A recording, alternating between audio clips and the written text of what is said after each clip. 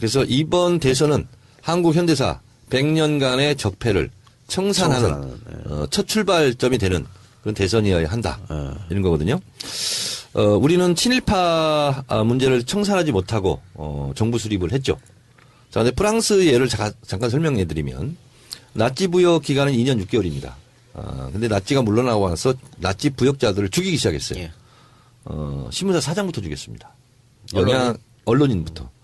그래서 그 80년대까지 추적해서 예. 발본성에서 실제로 정치적 생명을 끊은 게 아니라 신체적 생명을 끊었어요. 예. 죽였어요. 예. 자, 그래서 프랑스 국민들이 이렇게 수십 년 동안 계속 과거 문제 가지고 이렇게 사람 색출해가지고 처벌하고 척결하고 이제 그만하자. 우리 용서를 베풀고 관용을 베풀자. 좋다 그러면 그렇게 하자. 국민 대통합 차원에서. 그래서 프랑스가 똘레랑스, 관용의 나라가 된 거거든요. 근데 우리는 그 정반대의 길을 걸었죠. 실제로 이승만 초대 내각을 보면 독립운동했던 분들이 많이 들어가 있는 건 사실이지만 실제로 그 밑에 있는 주류 세력들은 친일파들이었죠. 예. 그래서 친일파를 척결하지 못했어요. 반민특위 실패. 반민특위 실패.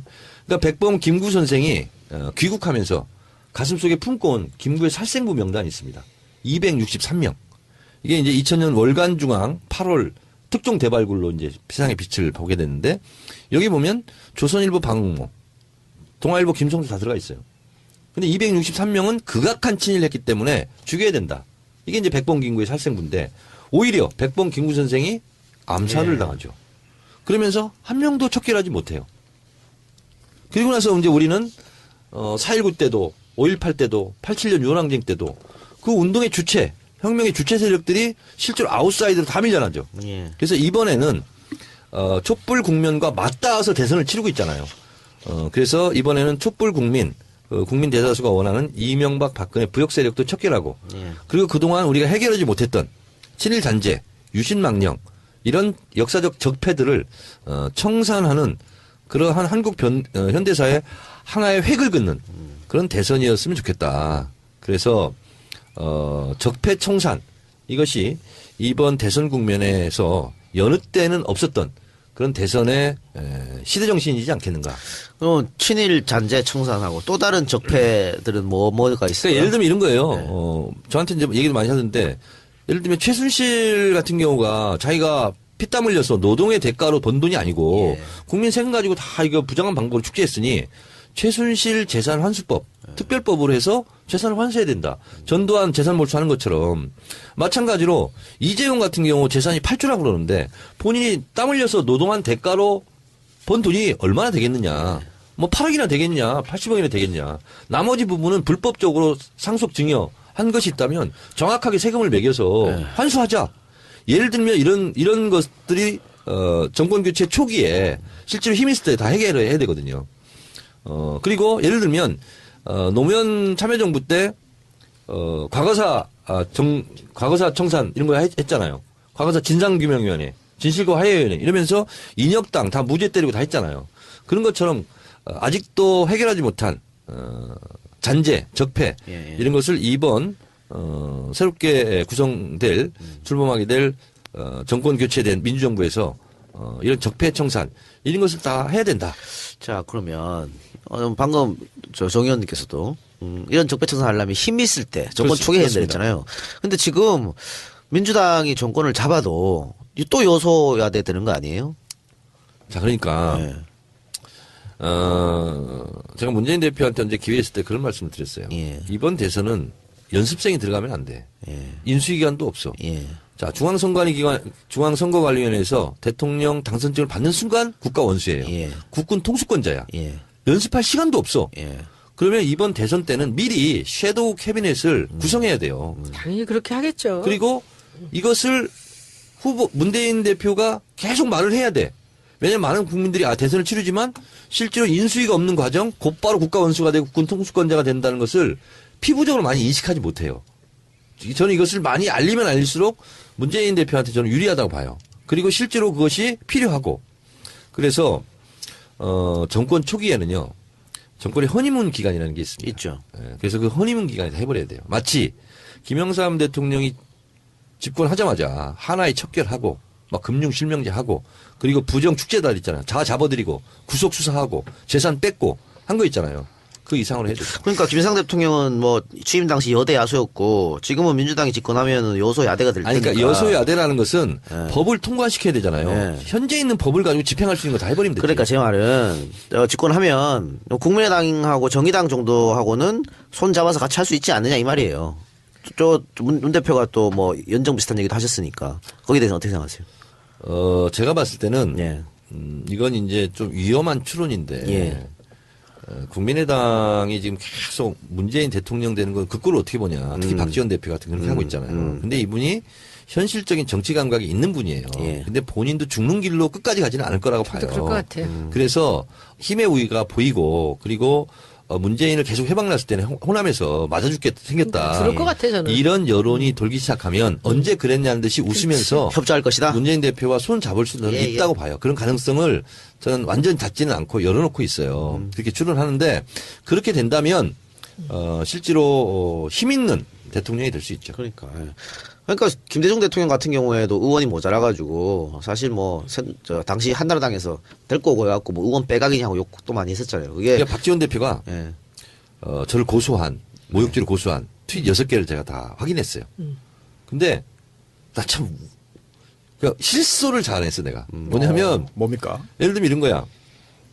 박지원은 노태우다. 트윗의 제목이거든요. 김대중 빼고 다 모이라고 했던 3당 합당.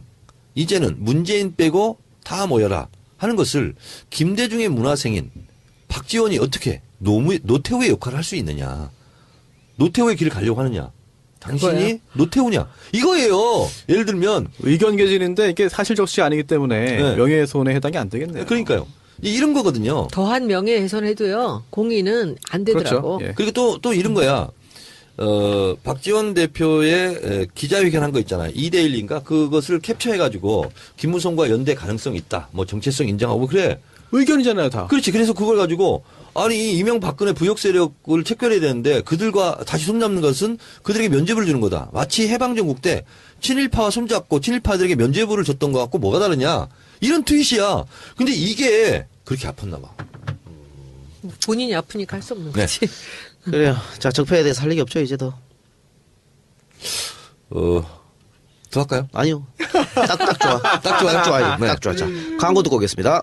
네, 광고 듣고 왔습니다. 고현우 중고차. 중고차 필요하신 분 고현우 씨한테 전화하시기 바랍니다. 그리고 새로운 광고가 하나 왔죠. 숭실대학교에서 동문들이 돈을 모아가지고 팟캐스트에 광고를 내셨습니다. 아, 진짜요? 예, 숭실대 동문의 시국선언. 멋지다. 87년 6월 항쟁의 주역이었던 80년 학번들이 주축이 되어서 30년 만에 새로운 방식으로 모금과 평화시입니다. 새로운 방식이. 그럼 여러 팟캐스트를 다 지원하나요? 그런 것 같은데요. 예. 멋있다. 1938년 신사참배를 거부하여 폐교를 당하면서까지 지켰던 이 나라를 몇 명 되지도 않는 사악한 무리들이 국정을 농단한 것에 심한 자괴감을 가지고 있다고 하네요. 멋있다. 예, 이번 선언에서 이재용의 구속수사와 우병우의 구속수사가 이루어지지 않고는 국정농단의 주역들을 처벌했다고 볼 수 없다.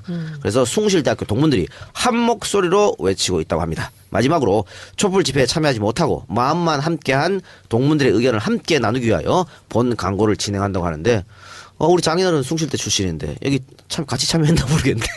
여기 한번 오세요. 이제 동문들. 한번 오셔요. 숭실대 한번 뵙고 동문들 싶습니다. 성실하기도 하네. 네, 그러니까. 아니 예. 이렇게 자기들의 의사를 표현한다는 건 멋있잖아요. 그것도 돈을 모아서 팟캐스트에 우리 의견을 그러니까요. 얘기한다. 야, 멋있네요. 난 손수 멋지네요. 변호사. 네. 민족고대는 계획 없어요?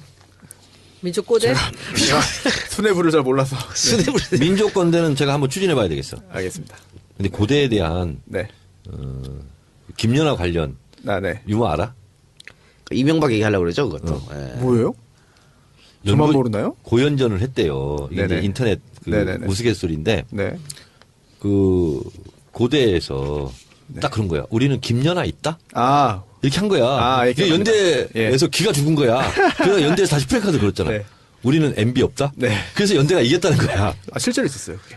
실제로 있었어요? 예, 실제 일입니다. 아 진짜요? 네. 실제로 고연전에서 있었어요? 네, 실제 일입니다. 패러디가 아니구나. 네. 5년 전 얘기를 이제 하고 있어요. 실제 있었죠. 정 의원님. 나는 그거 보고 있잖아. 5년보다 한참 전이죠. 아, 그래요? 네. 네. 기발하다 이렇게 생각했어. 고연전 얘기하니까 연구전 하니까 그게 생각나네. 옛날에는 3, 4 체육대회 했잖아요. 네. 육군, 지금도 육사. 하잖아요. 근데 그때는 텔레비 생중계하고 막 그랬어. 대양전도 있었어. 배제하고 양정하고. 그래서 그렇게 군사 문화가 그래서 뭐 박사위의 네. 육사위의 여사, 이순자 여사, 뭐 그래가지고, 그것도 뭐 지금 같으면 이제 패러디지. 네.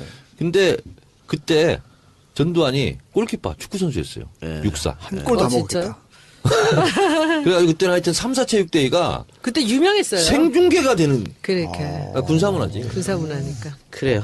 우리 때는 그런 체육대들이 참 많았어요. 진짜 제가 젊다는 생각을 하게 되네요. 체력 능력할 때 있잖아. 연식이 왜. 어떻게 됐어? 저 올해 이제 40살입니다. 아, 그래? 네. 아직 애네. 고대 그렇죠. 법대 나오셨어요? 아, 그래? 네, 그렇습니다. 부록의 나이구나. 만으로 치면 30대. 그래도 궁금한 게 많아. 아는 게 없어요, 저. 그래서 아니, 여쭤보고 싶게 많은데. 부록이 무슨 뜻인지 알아? 그러니까. 부록이? 부록의 나이? 정답을 원하시는 겁니까? 유머를 원하시는 겁니까? 유머. 유머요? 네. 유머 제가 없어요. 몸에 혹이 없다. 아이, 설마. 설마 했어요. 설마 했어. 나 우리 방송 인기 뭐야. 있는 이유를 모르겠어. 다 잘라. 정말. 다 잘라야겠다. 뭐야. 다 제 편집. 자, 알겠어요. 아, 근데 2부가 더 다운로드가 많다며. 늘 그렇더라고, 이상하게. 다 내 덕이야. 진짜 의외네요. 네. 근데 우리 방송이 인기가 있어요? 아니, 뭐, 그래도 지금 이 팟캐스트, 전쟁과 같은 팟캐스트에서 업로드하면 3위 하잖아. 그리고 10위권 안에서 안 내려가니까, 박스권에서. 그러니까 9,000개가 넘어요. 네. 팟캐스트가 업로드되는 게. 전체 거기서 개수가요? 전체 개수가 9,000개야. 9,000개 중에서 우리가 뭐 인정할 거 인정하자고. 뉴스 공장이 지금 1등하고 있어. 김호준. 걔는 데일리니까 그렇지. 데일리잖아. 그리고 데일리 해봐. 김용민 짜증나게. 2등하고 있어. 그거 데일리잖아. 그래가지고 새날도 어디 데일리고. 딴 데서 김용민하고 내가 이렇게 대담을 한 적이 있는데 네. 자기는 교통방송 앞에 가서 1인 시할 거래. 왜요? 김호준 물러가라고. 이유가 뭔지 알아? 일을 팟캐스트계에 골목상권을 침해하고 있대 지금. 대기업이지. 그렇네요. TBS 같은 지상파에서 골목상권을 침해해가지고 팟캐스트 예. 업계에서 자기를 2등으로 밀어냈다고 팟빵에서 못해요. 그리고 나서 이제 우리는 4.19 때도 5.18 때도 87년 유언항쟁 때도 그 운동의 주체, 혁명의 주체 세력들이 실제로 아웃사이드로 다 밀려나죠. 예. 그래서 이번에는 촛불 국면과 맞닿아서 대선을 치르고 있잖아요. 그래서 이번에는 촛불 국민, 국민 대다수가 원하는 이명박 박근혜 부역 세력도 척결하고 예. 그리고 그동안 우리가 해결하지 못했던 친일 잔재, 유신 망령 이런 역사적 적폐들을 청산하는 그러한 한국 현대사의 하나의 획을 긋는 그래서 이번 대선은 한국 현대사 100년간의 적폐를 청산하는 첫 출발점이 되는 그런 대선이어야 한다. 이런 거거든요. 우리는 친일파 문제를 청산하지 못하고 정부 수립을 했죠. 자, 근데 프랑스 예를 잠깐 설명해 드리면 나치 부역 기간은 2년 6개월입니다. 근데 나치가 물러나고 나서 나치 부역자들을 죽이기 시작했어요. 예. 신문사 사장부터 죽였습니다. 언론인부터. 그래서 그 80년대까지 추적해서 예. 발본색에서 실제로 정치적 생명은 대선이었으면 좋겠다. 그래서 적폐 청산 이것이 이번 대선 국면에서 여느 때는 없었던 그런 대선의 시대 정신이지 않겠는가. 친일 잔재 청산하고 또 다른 적폐들은 뭐가 있어요? 그러니까 예를 들면 이런 거예요. 저한테 이제 얘기도 많이 하던데 예를 들면 최순실 같은 경우가 자기가 피땀 흘려서 노동의 대가로 번 돈이 아니고 국민 세금 가지고 다 이거 부정한 방법으로 축제했으니 최순실 재산 환수법 특별법으로 해서 재산을 환수해야 된다. 전두환 재산 몰수하는 것처럼 끊은 게 아니라 신체적 생명을 끊었어요. 죽였어요. 예. 자, 그래서 프랑스 국민들이 이렇게 수십 년 동안 계속 과거 문제 가지고 이렇게 사람 색출해가지고 처벌하고 척결하고 이제 그만하자. 우리 용서를 베풀고 관용을 베풀자. 좋다 그러면 그렇게 하자. 국민 대통합 차원에서. 그래서 프랑스가 똘레랑스, 관용의 나라가 된 거거든요. 근데 우리는 그 정반대의 길을 걸었죠. 실제로 이승만 초대 내각을 보면 독립운동했던 분들이 많이 들어가 있는 건 사실이지만 실제로 그 밑에 있는 주류 세력들은 친일파들이었죠. 예. 그래서 친일파를 척결하지 못했어요. 반민특위 실패. 반민특위 실패. 그러니까 백범 김구 선생이 귀국하면서 가슴속에 품고 온 김구의 살생부 명단이 있습니다. 263명. 이게 이제 2000년 월간중앙 8월 특종 대발굴로 이제 세상의 빛을 보게 됐는데 여기 보면 조선일보 방응모, 동아일보 김성수 다 들어가 있어요. 근데 263명은 극악한 친일했기 때문에 죽여야 된다. 이게 이제 백범 김구의 살생부인데 오히려 백범 김구 선생이 암살을 당하죠. 그러면서 한 명도 척결하지